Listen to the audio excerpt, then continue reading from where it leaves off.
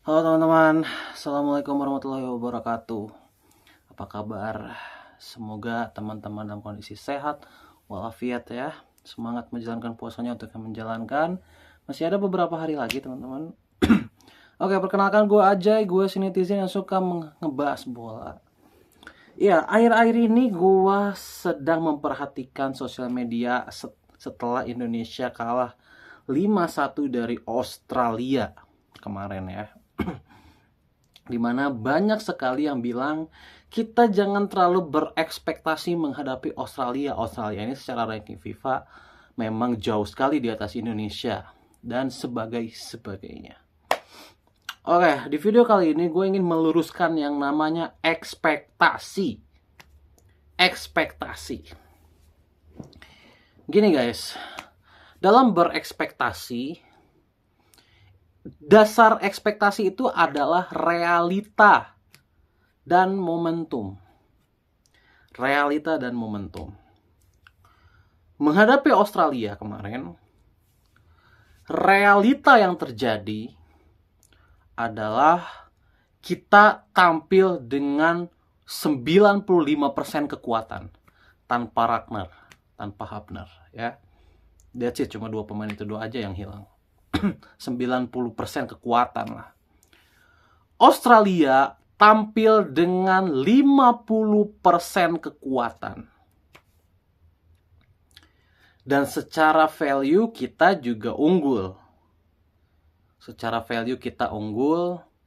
Dan Australia ini dalam match-match terakhirnya emang lagi goyang performanya. Lawan Arab mereka nggak bisa menang, lawan Bahrain mereka nggak bisa menang. Sementara kita sedang ada di tren positif setelah menang lawan Arab Saudi dengan skor 2-0. Yang membawa kita kembali on track untuk satu tempat ke Piala Dunia. Gitu. Momentum ini adalah angin untuk Indonesia, bukan untuk Australia.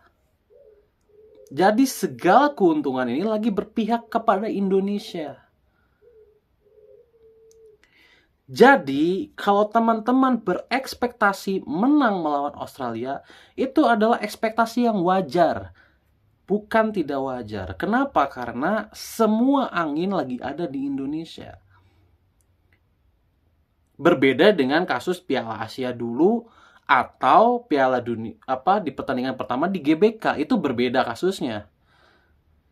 Kalau di pertandingan di GBK itu kita memang masih merasa inferior dengan Australia. Itu sudah harus dimaklumi gitu ya. Ditambah kita kan belum punya banyak pemain berkualitas. Kan waktu itu yang masuk baru Itzes, Tom Hai, Ragnar, bisa dibilang pemain yang punya nilai plus Calvin Verdong, Martin Paes gitu ya. Yang punya nilai tambah 5 pemain gitu. Tapi kan di pertandingan ini hampir semua 11 starting ini punya nilai tambah. Makanya gue heran kenapa Strike sama Nathan main ya. Bingung gue. Itu kalau Strike sama Nathan gak main, masuk misalkan Eliano sama Pelupesi misalkan ya. Ini kan semua pemain yang punya nilai tambah. Iya kan? Jadi kekuatan kita itu udah 2 kali lipat lebih bagus dibanding pertandingan pertama.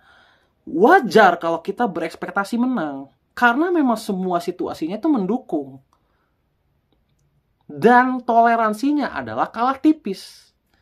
Toleransi ekspektasi ini adalah kalah tipis. 1-0, 2-1, 3-2, whatever lah. Ketidakberuntungan yang terjadi.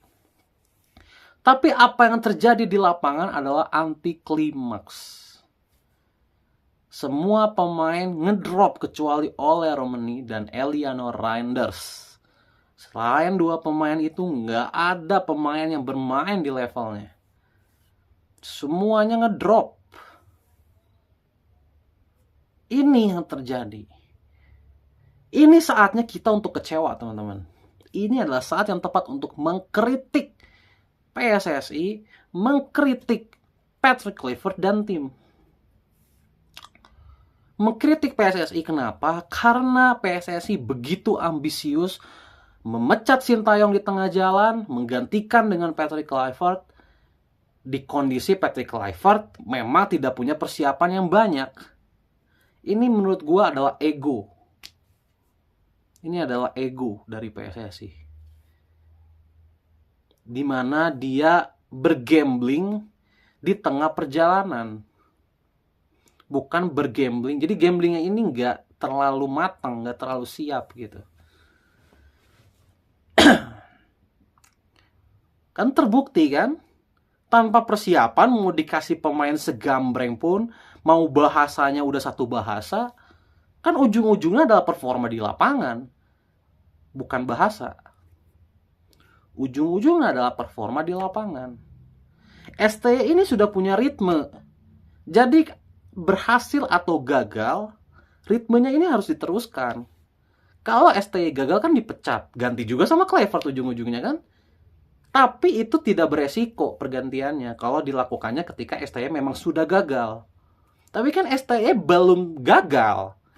Belum kelihatan berhasil, belum kelihatan gagal. Sudah main pecat aja. Ini ego yang terlalu luar biasa gitu ya. Dan yang menangis adalah supporter Indonesia. Kan bukan hanya PSSI yang menangis. Erick Thohir kita lihat di video-video menangis.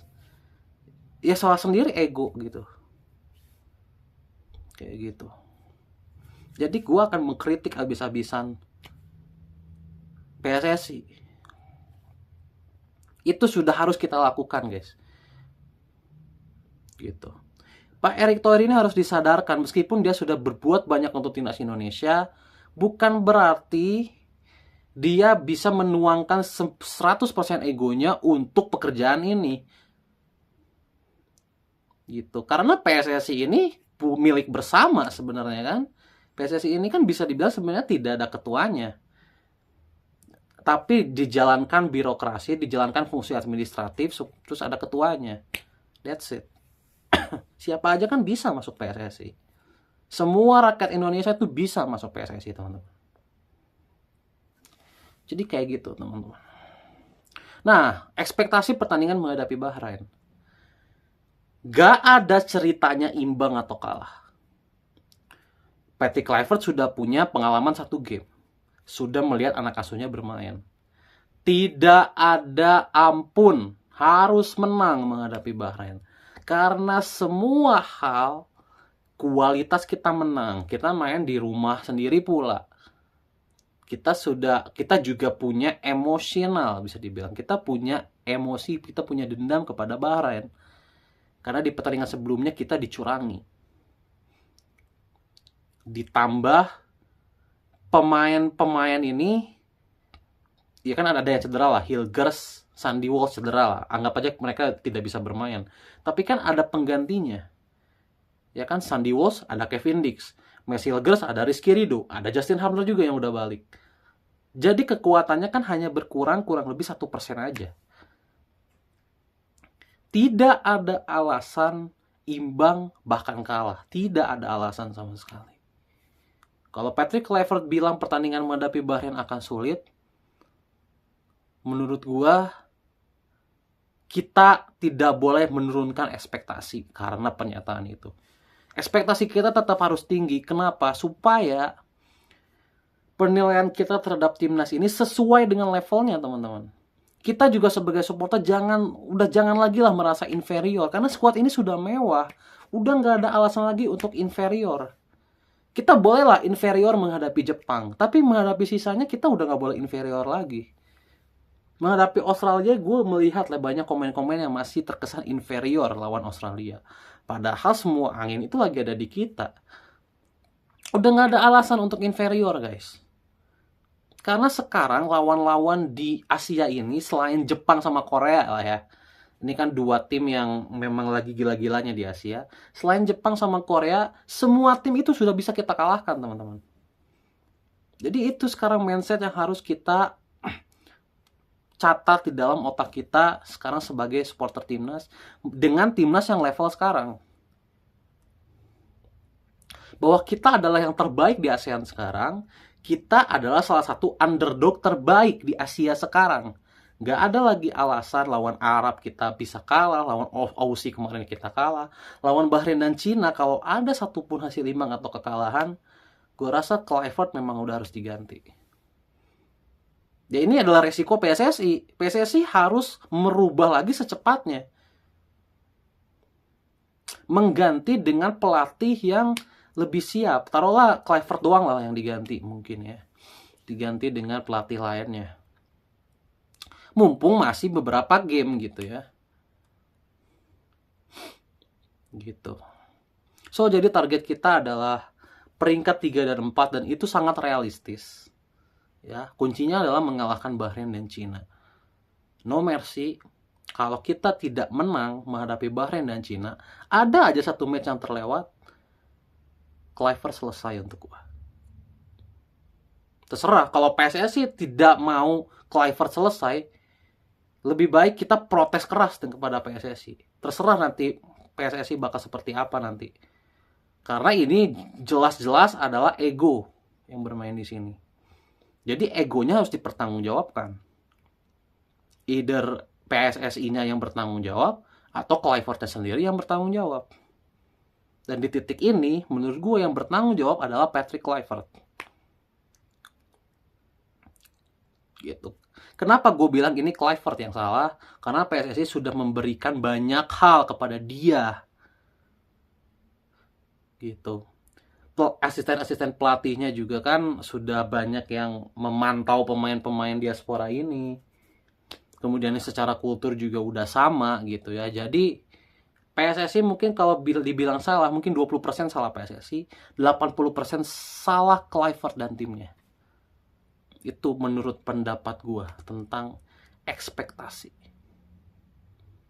Ya, sekali lagi kita jangan merasa inferior lagi, hentikanlah inferior.